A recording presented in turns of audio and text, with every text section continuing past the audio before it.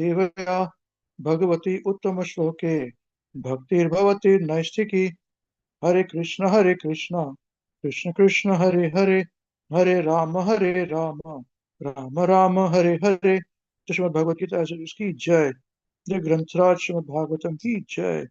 जय श्री चैतन्य चरितामृत की जय। जय श्री गुरुदेव की जय। जय word to word synonyms, translations and purpose by Jagat Guru Srila Prabhupada। Jagat Guru Srila Prabhupada की जय। जय श्री श्री निताई गौर चंद्र प्रेमानंद। हरि हरि बोल। Okay, Hare Krishna. So Mataji, you can take your lead now and you can share your realizations. Thank you very much.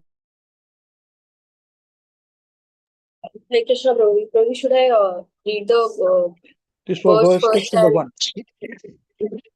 Just the verse and word-to-word translations also, or just the translation? Yeah, one verse translation, and then you can speak your points. Yeah. Yes, sir. Yes, sir.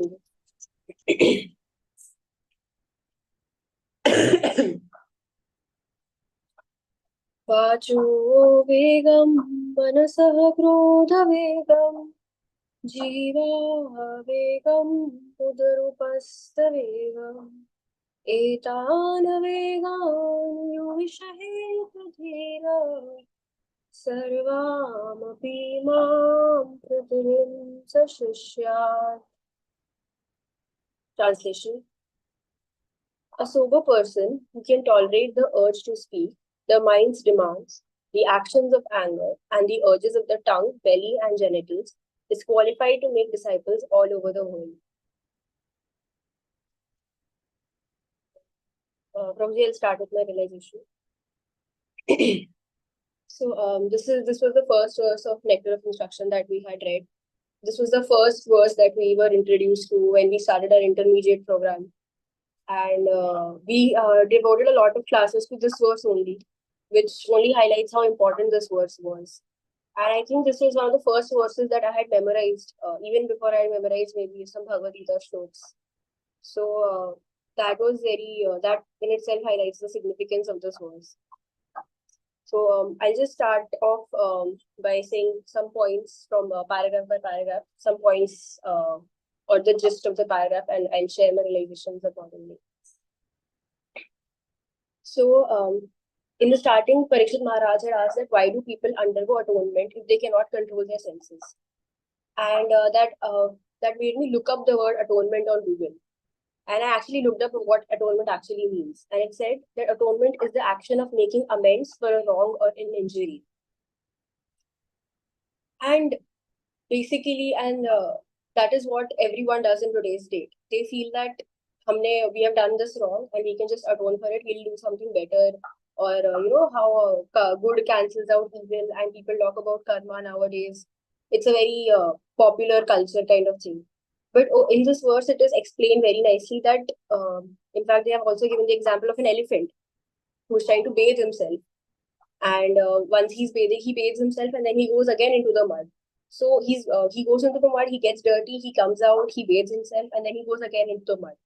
And that is what even we are doing in today's day. We try to make amends, but then we again keep going back to the same thing again and again. And over here, they have also mentioned very nicely that how they have differentiated between the less intelligent and more intelligent. And how the less intelligent, the more intelligent people, only if you hear something, if you've read something somewhere or by other people's experience, you can understand that this is a wrong thing to do and you should not be doing it. But the less intelligent people, they can only understand it once something has happened to them own selves. They have faced the issues or the problems and the brunt of it. And then they will start acting differently. And then they'll realize, okay, this is not the right thing to do. I should have done things differently. But what I realized is that when I was reading this verse, it was very easy to just categorize people into this thing.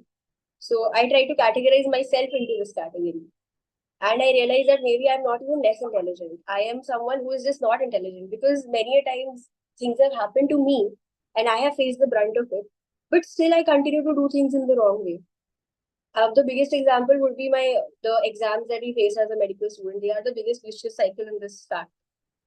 Many a times when the throughout the year, we're not able to study as much. We think that, okay, we have time, we have time. And then I think I have time, I have time. And then each year, I see that, okay, this is really catching up to me and I have to do a lot more now during my final exam time. And then after that, I have to do a lot more in my exam time. But again, the cycle resets to next year and I do the same mistake again also many times. So I think that is what really happens, that people are not, I'm not even less intelligent. They are even being less intelligent is considered, okay, at least you are trying to make a difference after something has happened to you. But even that is not happening in today's date. Later, it is clarified over here that real atonement means coming to real knowledge and real knowledge, which means you have to basically real atonement. It said that it is doing various activities like tapasya and a lot of yogis, a lot of difficult things that you have to do. And it was actually called tapasya. But what I found fascinating in all this was that they have also equated this tapasya to something very simple. And people are very aware of the tapasya and the spiritual side of doing a lot of difficult things and yogs. But what they're not aware of is the very simple part. And it had said that the same result can be acquired by having the association of pure devotees and simply by following the regulative principles. That is the equivalent to tapasya. And that made me think about about how important association is. Even when we are kids, our parents, they tell us that they always, I remember my mom, and I've heard from a lot of my friends, and their parents would be very particular about who their kids were friends with, because your association is so important since a very young age only. There's also a saying that you are the average of the 5 people that you talk the most with, that you are surrounded by the most. And I could, when I thought back on my life and my experiences, I could see that was so evident, because each phase of my life, the kind of different things that I have experienced, it was more or less always a culmination of the 5 people that I was closest to, be it from with respect to studies or spirituality or my personal life or anything in that aspect.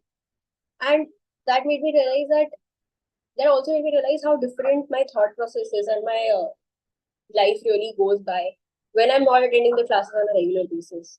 Because at that point of time, my association is, I'm not getting any kind of spiritual association. I'm only getting the association of my material friends, of my colleagues, and of my seniors. And that does take a toll on yourself. A very simple example would even be that in my in my undergraduate, when I was preparing for the entrance exam for this college, I remember that there was a very popular notion in our coaching institutes also. They would say ki, like, I remember this because very recently Diwali is coming up in India. And my mom, she asked me that if I would come, like my brother was coming and they were all meeting up, my mom and my brother. And she asked me if I also want to visit for Diwali. And the first reply that I had was that I can't meet you. I have to study. So if I get a leave for Diwali, if I spend it in traveling, I'll get tired and I'll waste maybe 3-4 days minimum. And that was my first response to it. And then the subsequent thought process that came into my head was that, अच्छा ठीक है, मैं अभी दिवाली पे तो नहीं जाऊंगी घर, but क्या मैं कॉलेज में भी रह के पढ़ाई करूंगी? Because the atmosphere is going to be such, and I'm going to be surrounded by people who are celebrating Diwali, knocking on my door. They will be like, "Chalo, chalte hai." Will I actually be able to study? And that I was actually throughout the past week, I was even focusing more on my realization. I thought that I will have to give it this week, and I was thinking more on the verse, and I was meditating on the verse.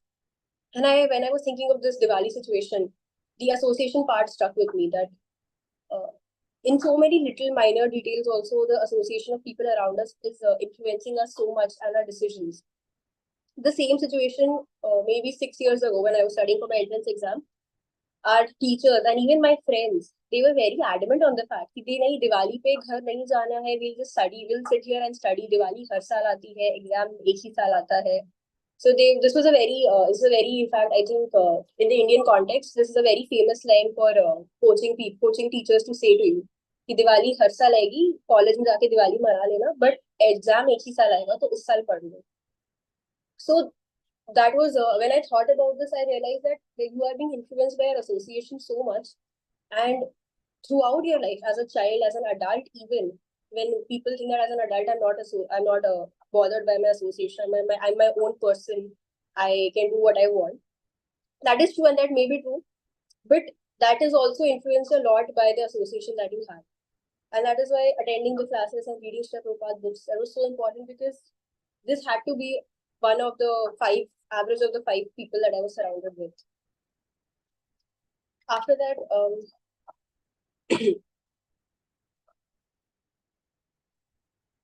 Sri Rupa Goswami, he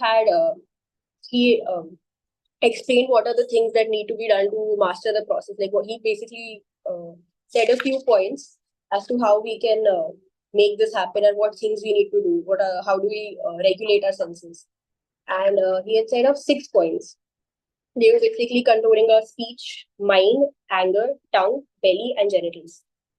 And what I understood on all of these points first was that a very important thing in spirituality and in Krishna consciousness, I think which separates it the most from everything else for other people who might be into other religions or demigod worship, is that it does not basically tell you to stop doing something, and it does not work in negation. Like, it does not say ki just stop doing this and do nothing in its stead. Krishna consciousness is always about dovetailing your thoughts and whatever you are doing towards the service of Krishna. And in this verse, it has been explained so beautifully. The points and point by point. The first, it is said about the speaking power, and how it is said that people nowadays are speaking relentlessly, and they don't even think about it. They don't even think about what they're saying, and they'll speak poison. And even once they realize it's poison, they'll continue to speak it. And they had said about the example of a croaking toad who will keep croaking, and he'll know that if he croaks, he's going to invite death, but he still continues croaking. So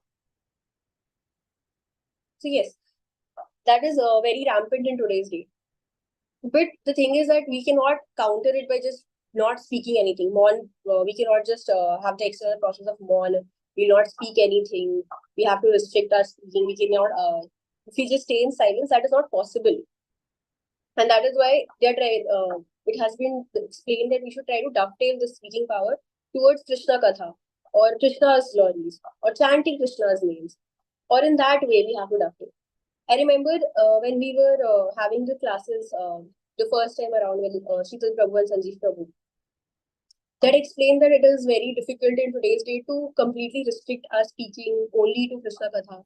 And we have to interact with people, and we have to interact in material conversations as well. But all we can do is that we have to try to limit these interactions towards only completely necessary things as much as possible. And that did stay with me. And even in your professional life, you will realize that if the people who speak a lot, they end up speaking something that is going to cost them a lot. If you are quiet and if you very limit your words and you speak very less, then that is actually going to benefit you in the longer run. That is what I have experienced. And once you start to think these things and you practice this, this is very true with, I think, every aspect of spirituality. But even with this aspect, it is true that if you try to do this spiritually, you try to dovetail your speaking from unnecessary things, from gossip towards Krishna Katha and Krishna, chanting Krishna's names and talking about Krishna. It also really helps you with your other things. Many times I have seen in my night duty, especially, I think because doctors are overworked, I have seen, I think in each of my night duties, there is a minimum of one incident where there is an entire commotion about a patient fighting with a doctor. Because doctor ne suna nahi, ya doctor ne kuch suna diya, ya they had to end up waiting for very long. And then many times the doctors won't respond, but sometimes they do end up responding. And then it becomes an entire situation and people end up fighting. And there is a lot of violence that happens many times. So these things, they can be avoided only if you are able to control your tongue. You have to stop speaking. You should really limit your speaking. The second thing that is said is about fickleness of the mind. Which it said about the mind's fickleness, and that is very true, which we can even experience while chanting. We do, in fact, the thing about chanting is that the entire point of chanting is so that you can focus your mind only on the words that you are speaking, and you can completely stop your mind from being fickle. But in spite of doing that, I'm constantly, I face, whenever you think about, whenever I'm chanting, my mind goes to a million places. And that is why what we should, over here it is said that negation, we can, if negation is not the way. And if we try to create a vacuum artificially, it is not going to be possible. It is going to be artificial. So we cannot just force ourselves to nahi mujhe kuch nahi sochna. I don't want to think negative thoughts. I don't want to think about this thing. I don't want to think about lunch mein kya hai. I don't want to think ki wo kya kar raha hai, wo meri dost kya kar rahi hogi. These things, but that is, I think this is also saying, they say ki if you try to not think about something, you're going to think about not thinking about that, and indirectly you're going to keep thinking about it. And that is the same thing that is explained in this paragraph, that mind fickleness, it will not work because it is an artificial thing. You cannot create a vacuum in your headspace. You have to think about something. So the way to stop being fickle-minded and from your mind wandering to places is to fixate it on Krishna's lotus feet. The next point it said is that about controlling anger. And one would feel that anger is a very universally wrong thing and we should just never be angry. But what is said in this verse is that anything that is done, if you can be angry for people who are blaspheming the Lord's name. And it gave the example of Chaitanya Mahaprabhu being angry at Jagai and Madhai.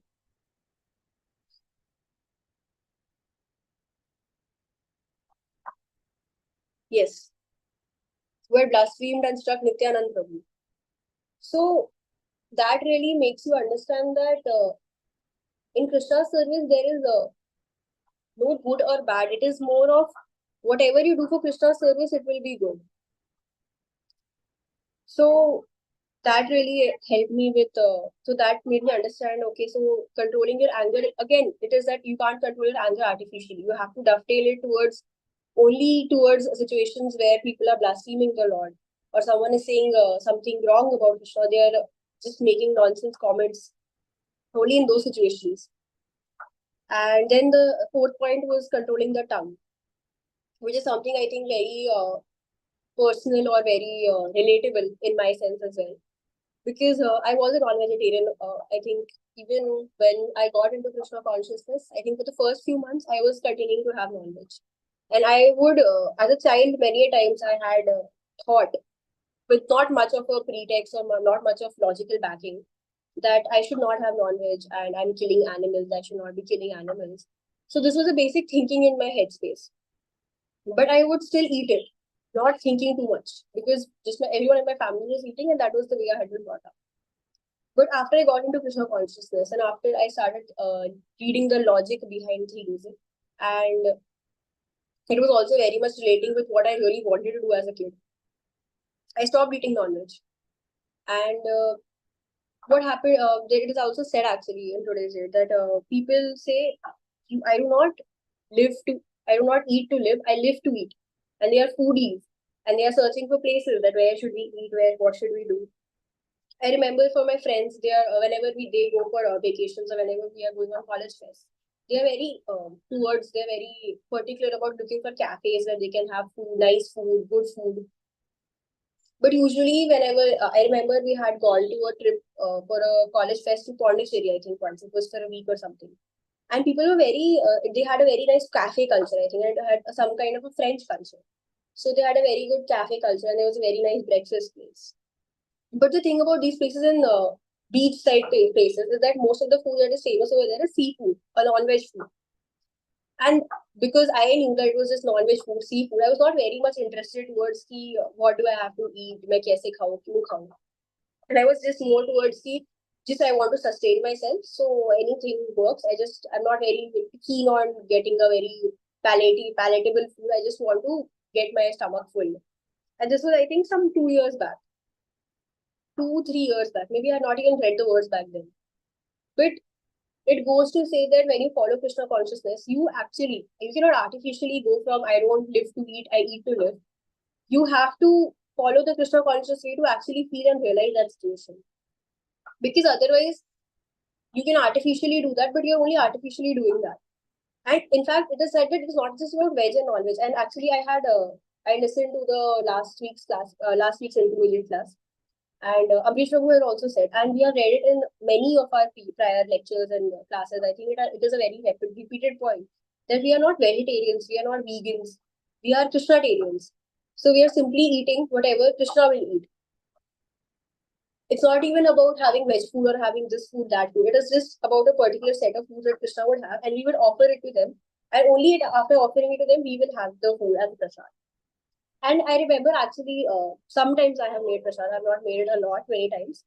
But the act of offering prasad in itself is so much sense controlling in itself, because usually I remember whenever I made food before I had my deities, or whenever I cooked food as a child, I would eat in between while I was making the food. Like I would taste ki khana kaisa bana hai, and I would make it. I would not really matter on the cleanliness of things. I would have other people taste. Is the salt right or not? But when you're cooking for Krishna, you cannot do those things, because you cannot jhutha nahi kar sakte khane ko. You can't have other people taste it. You can't even smell it. So you have to be very particular that it should be nice, because you have no way to know if it is nice. So I have made very few times, and sometimes I offered fruits to him. So when I offered the food to him, it is very difficult. It was very difficult sometimes that I had to offer the food and I had to wait for 10 minutes before I could eat it first. So I had to, that in itself gives you a lot of sense control, that you're not eating the food right, out very hot and nice. You're first offering it to Krishna, you're waiting for some 10 minutes, and then you're eating it. And once you start doing that, and if you do that on a regular basis, I really think that is the only thing that can help control your tongue. And I'm not at that place right now. I'm not cooking my food every day. And sometimes even if I cook in bulk. So I can only offer it on one day. The next days I'm eating leftovers, and I can't offer leftovers to Krishna. So, I'm in a college right now, but I do hope that once I have my own home, I can do more of this. I'm not sure how much I will be able to do with my schedule as a lecturer or those things, but I will try my best. And the fifth point was controlling genitals. And this point is obviously, I think I saw last week's lecture by last week's Divyanshi Mataji's Realization. And she had explained this so nicely. And knowing that she had not even written proper notes for it, but I did not really feel like she had not written notes for it. She had explained it very nicely, and it was, I really related with her, and I really agreed with her, whatever she was saying. And the biggest point about this point is that, and there are other points also, that India is heavily influenced by Western culture in these things. And there is no logical backing or no reason as to why you're doing this, or what makes you think that this is the better way of living life. But just doing it because people are doing that, because white people are doing that, or because Western people are doing that. And that is a very big thing towards India. But the problem is that Indians, we would accept these things that the Western people are doing. But at the same time, while working, we are going to be working as like donkeys. We do not value work-life culture, work-life balance. We do not value that there is a specified timing.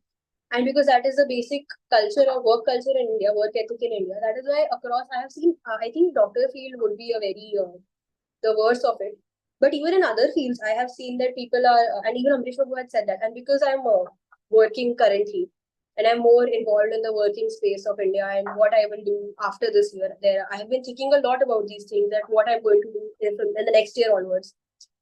And I have been talking to a lot of people. I have friends from different backgrounds, and this is a similar thing. There is a exception some places, definitely, but most places they want you to work a lot, and it's like if they're paying you a lot, they want you to work 10 times that, and that is very obvious.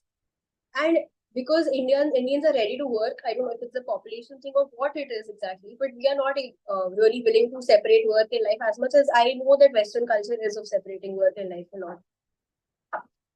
So that is the thing, that Indians are following Western people on the having illicit sex, having relationships out of marriage, and living in live-in relationships. And these things are more prevalent in India today than they were back then. So yes, these things are a very big Western cultural influence, and yes, even Amrish Babu had said this even in last class and even in before classes, and it was very true when I thought about it, that we are always following people, we are always following the Western culture, and then at the end, Western people also realize that our culture is better. that you had said that the alcohol consumption rate and having illicit sex had really reduced in the Western countries. And in India, it is increasing.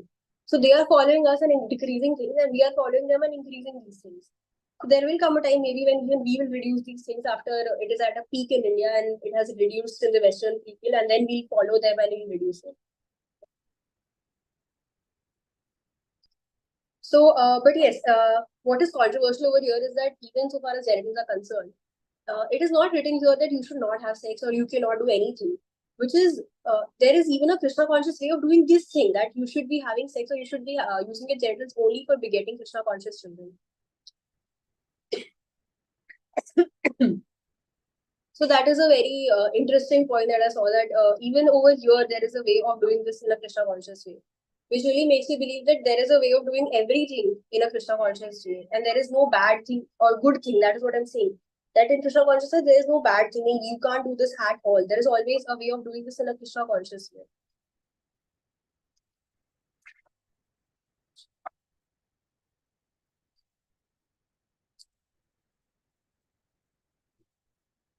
Just one more.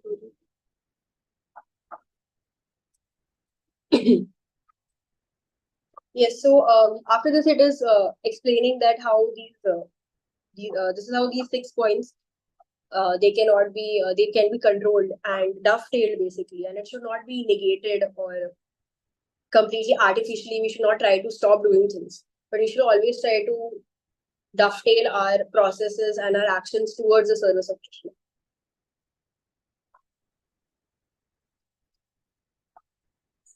Afterwards, it was written that the body, there are 3 basic demands of the body that we have. They are the tongue, belly, and genitals. And it was written that it was in a line. Like first we have the tongue, then we have the belly, then we have the genitals. And because the tongue is the first thing that is there, that is where all the desires and all the desires begin from the tongue. So if we can stop it at the tongue, if we can control our tongue, then we can basically control other things as well. Because and I was very shocked. I did not. I had read this verse before, but I think that also goes to say that many a times, if you've read a verse once, it does not mean that you've read everything and you know everything in the verse. There are always going to be newer realizations and newer points that you'll focus on. And it said that tongue was the most voracious and uncontrollable sense. And I thought, I did not think that it would be the tongue that would be the most uncontrollable. You would think it would either be your belly or your genitals, but it is your tongue which is the most voracious and uncontrollable. And the only way to combat this most voracious, uncontrollable sense is to have prasad regularly. You only have prasad as food.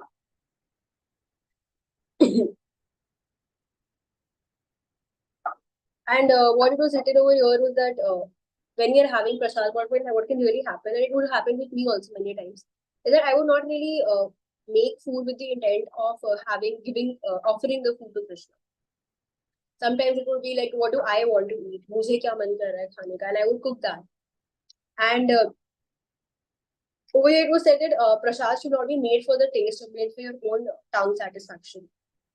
It should be made for offering it to Krishna. Which means that just the artificial act of doing something is not the way or not the answer to all the questions. The way of going about things is to have the intention, which is what the WECAN philosophy is also. I remember, I think in some of the classes before, Amrish Prabhu had said that we are not interested in what you are doing, we are interested in why. And really, that really goes to say, that really made me think that it's not just your actions that you're doing. And this entire verse is, I think, a lot with respect to this, that you cannot, because if it was just about the actions, you could just stop doing one thing and it would be all right. But it's about the intent of why you're stopping that thing and why you're choosing to do a different thing. Because just negation and creating a vacuum, those things are not going to help.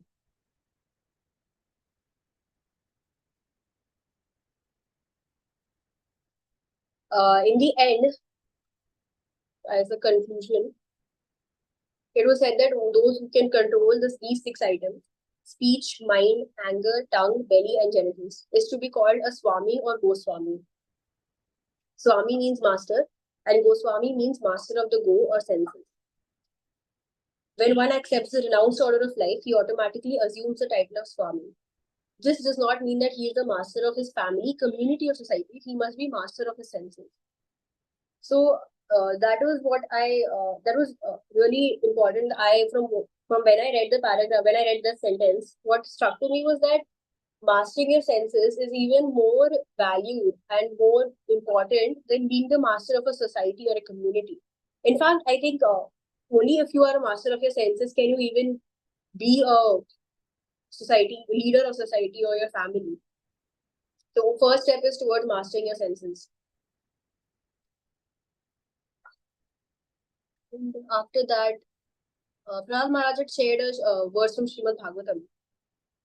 It had said that for those who have decided to continue their existence in this material world for the gratification of their senses, there is no chance of becoming Krishna conscious, not by personal endeavor, by instruction from others, or by joint conferences.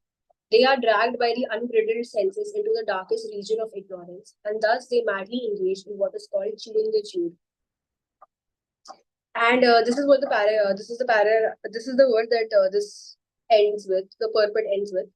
And what stuck to me in the last verse was that for those who have decided to continue their existence, and I think even in the Bhagavad Gita, Krishna had said that he had explained all the things to Arjuna, and at the end he said that you do whatever you want to do, and that really shows that we have free will at the end of it. It is our decision what we want to do. And if we have decided in any particular way, if we have decided to stay in the material world for the gratification of our senses, it is a very personal thing. If we have decided this is what we want to do, then anything and everything that we do towards Krishna consciousness or anything anyone tries to tell us or show to us, it is not going to work and we are not going to be able to do anything. So I need to make an active decision that I do not want to continue existence in this material world. So only then maybe we can stop chewing the chew. Hare Krishna Prabhu, that is my realization. Okay, thank you very much, Mataji. Hare Krishna. Now, anyone has any questions? Sanjay Prabhu, you want anything to say? Any questions?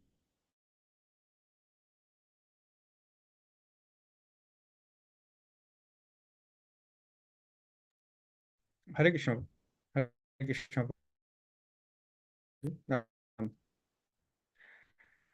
Yes, thank you, Mataji, for your explanation.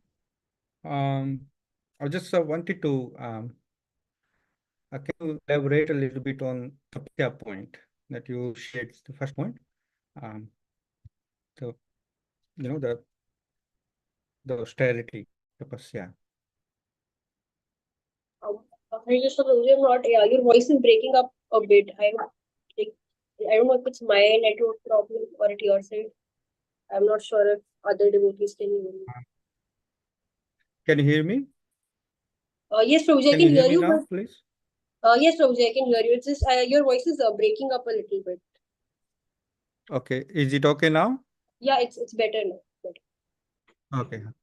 Yeah, I was asking about the point of the tapasya, Can you elaborate a little bit more on the tapasya point, Mataji?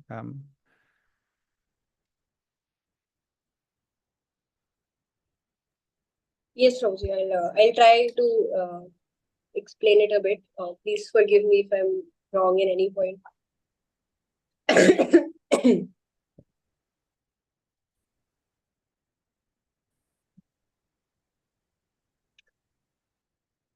Yes, Prabhuji.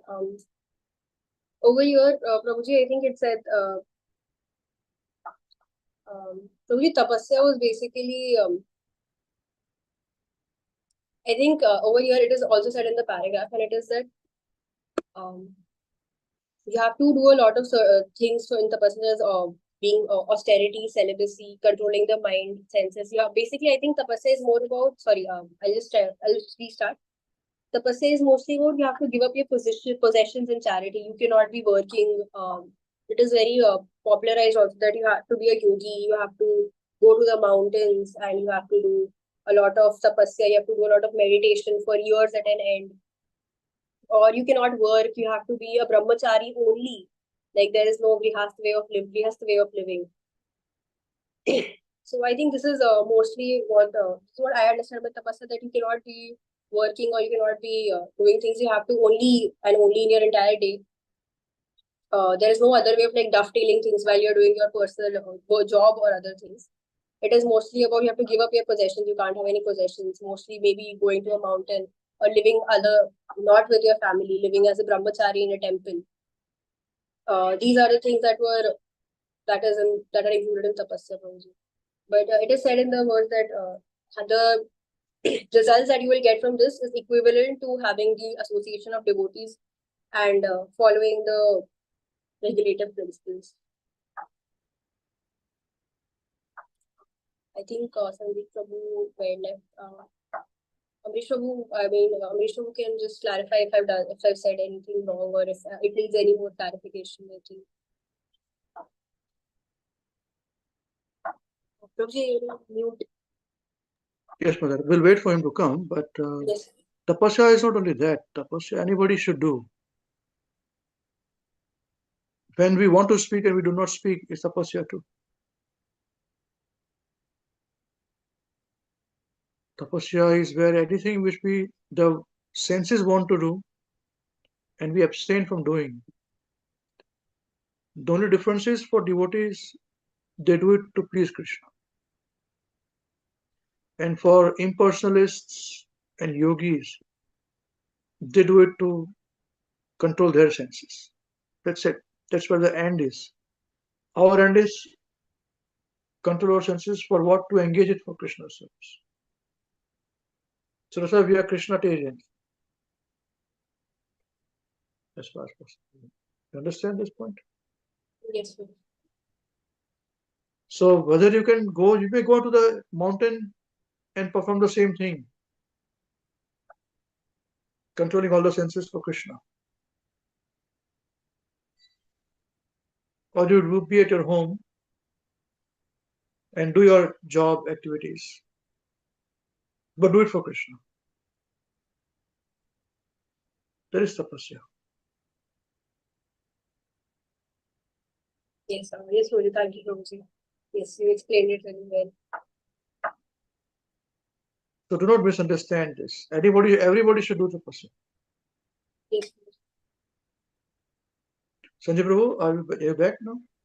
Sorry, Prabhuji, my connection was disconnected, so I didn't hear what Oh, Mata. okay. But No, because we waited. I thought we wait for you. I jumped in and we asked the question. I said tapasya means everybody should do. yes, Means Prabhuji. voluntarily controlling our senses, where we want to enjoy, but we don't want to enjoy, but we don't do it. That is tapasya. And for Basically, devotees, we do for serving Krishna, pleasure of Krishna. But yes, Prabhuji. for yogis and for impersonalists, they just control it to control the senses. But we go that step ahead. Control senses for what? So Yes, please Prabhuji. Krishna. So this is what I was saying.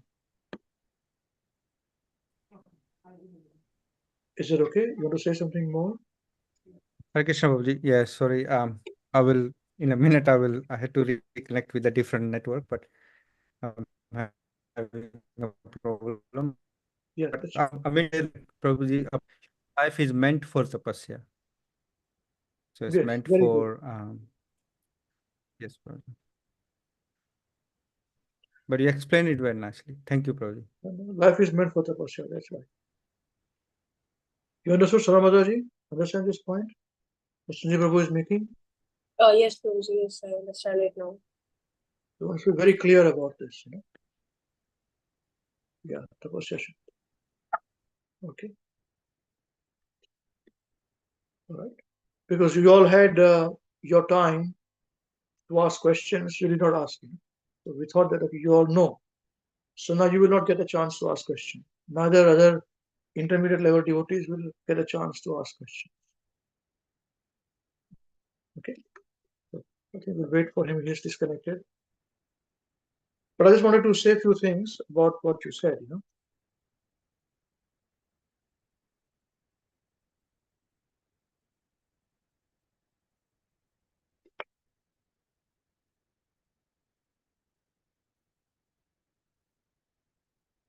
That you cook in bulk, you offer it once, that's fine. And mix it back with the main night. So everything becomes prasad.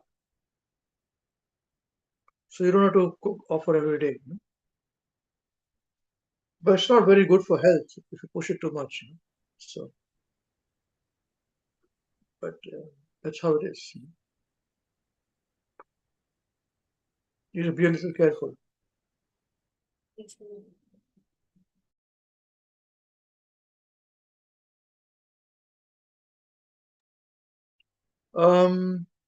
Now, second is the work-life balance in India. It is very bad because they treat you like donkeys.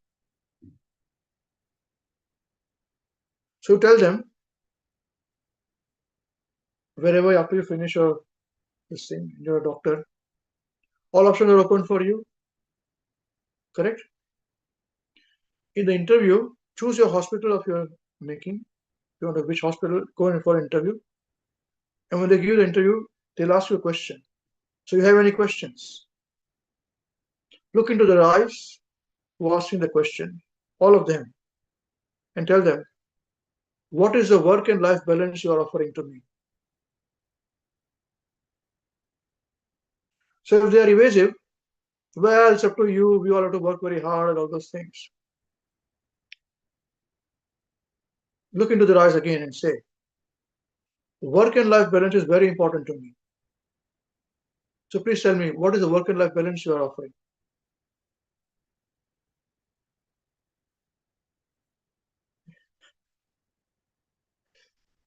They say, well, better you don't take this job.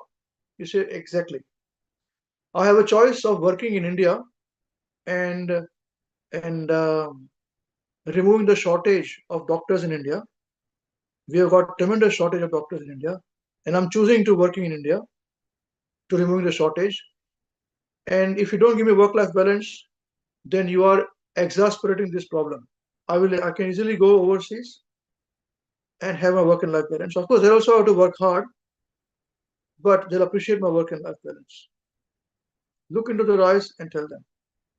So I'm not being egoistic. I'm being realistic. Would you like to say like this? What do you think?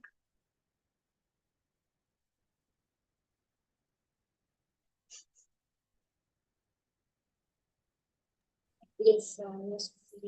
No. What do you think of this? It may sound very idealistic. Probably I'm not sure. Actually, because I have the next 3 years of mine are also in training only mostly. So maybe after the next 4 years, I will go into the proper job market. Next 3 years is also residency only. I don't have much of a choice where I get it. It's a entrance exam based thing. I have to use I will get paid, not very handsomely, but enough to get by. And so yes, that is the thing. But maybe after those 3 years, after 4 years, when I'm actually going to hospitals to for a proper consultant job, then I mean, yes, I would definitely try that. I think I would. I hope I am confident enough to say those things in the interview. That's fine. Because you raised the point of work-life balance, Yes, I thought it was an important point for you. it is so. Yes. So I was just telling you it is important to everybody. Otherwise, I've seen doctors drinking Coca-Cola and all that, and they are so unhealthy themselves because of the hard working hours. So it's up to you. By the time of 3 years from now, you'll become a donkey. So you don't have to think anything else. Okay, well, this is how it is. This is what it is. And I'll work, make more money. So the choice is always, remember one thing, what I'm trying to say is choice is always with us. Choice is not with others. We can always say no. We can always choose where you want to go. And you can say, I can always go overseas. Yeah. So, and I've not taken government funding for this. I've paid my money, so I have to pay my dues. So, if you either help me or you don't help me. So, what I'm working there, I'll give 100%. That is my guarantee. I'm telling you, Some of them, those who are idiots, they will say, very egoistic. Others will say, very good. I like it. Right? Just a thought. Because I've been an employer also, so I would look at this differently. Yeah, very nice. The other point which is mentioned about the Devanshi Mata also said, the Western culture, following Western culture and all. I can tell you one thing, that women, no matter how much they will be so-called advanced or they will always be exploited. Why? Because they carry children. So I believe, I may be old school thought, although I do not believe I'm old school thought, but I would believe that for women it's very important to choose a partner to have physical relationship with. Men are rascals.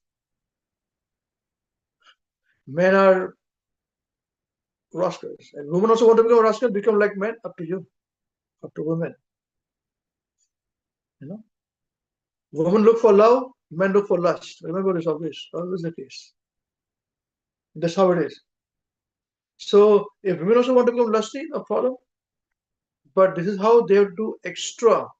This is since time immemorial.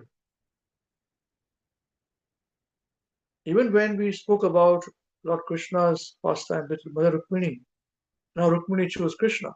And she had all these kings to choose from. She did not look at anybody. She just on the side was looking for Krishna only. And when she saw Krishna, that's it. She stopped there and he kidnapped her. You heard the pastime? Listen to the pastime? You're not going to the class. You missed the class there. Listen to the class to understand this. So it is existing even then. So even Mother Rukmini, the goddess of fortune, Lakshmi Devi, whom everybody worships, she also has to perform that austerity. Although she has all the choices, everybody wanted to marry her.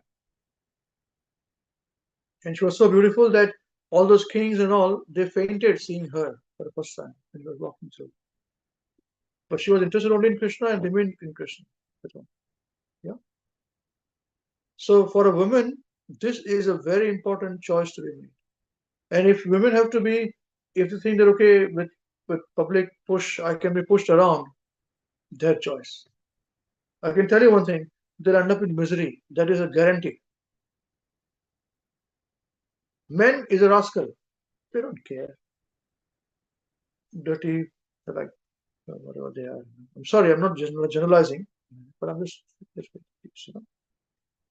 so this point is very important. So especially for women, this choosing is very important. But if you do not, it'll come to bite you throughout your life. Men, it won't bite you. This is how the nature is. There is no equality. Otherwise, you tell me why even now they're talking about women equality in the 21st century. Tell me one thing. Since how many centuries they are fighting for women equality? 2 centuries at least. Even if you have a woman UN head, they will still be fighting for equality. And they will artificially create more women rights than men rights, then men will fight for equality. There will never be it is not possible in material world to have any kind of equality. Remember this, it will never happen.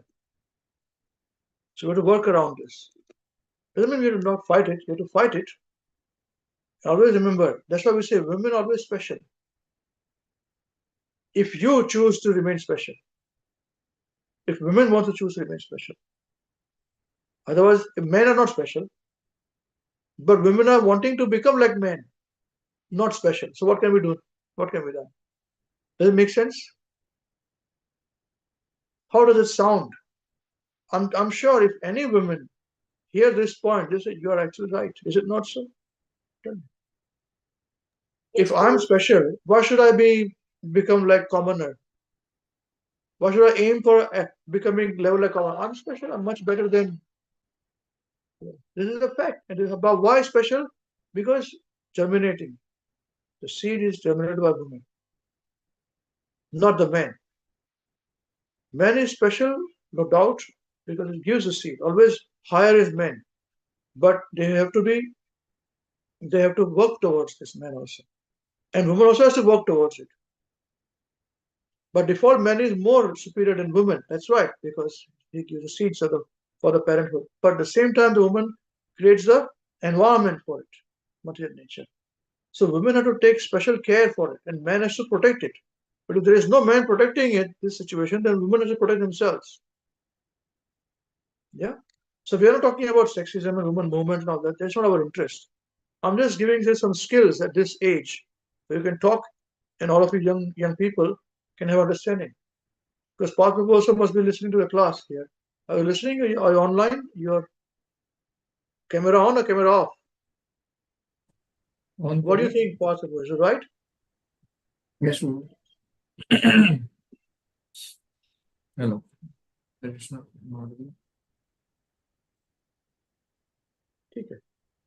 Okay, these are 3 points I had made. Sanjeev, anything else you want to say? Please, any ask questions or anything to share? Please feel free. Hare Krishna, Babuji. No, thank you very much. Sorry, I was in and out, but yes, all the points you explained, Prabhuji, is very valid, very good, very practical. That in today's world we have to. The point you said that it's on up to us, how we want to be. And the point that Prabhuji made about work-life balance, that's valid point. And It's valid for you also. yes, bro. That's what I'm saying. Like, it's for me also when I'm working here in Western world, so I can say that it is a bit better than from India, but it's still here also getting worse. Before it used to be very, very good, but now as time progressing, it's getting worse. So, but again, then we we have to be firm in that work-life balance, then it will work. Yes, bro. Thank you. Thank you. Okay. So, Mother, thank you very much.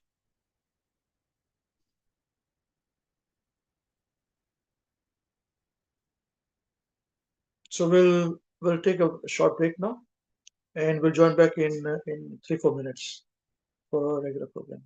Jai Shri Gurudev ki Jai. Yeah. Jai Guru Shri Prabhupada ki Jai. Yeah.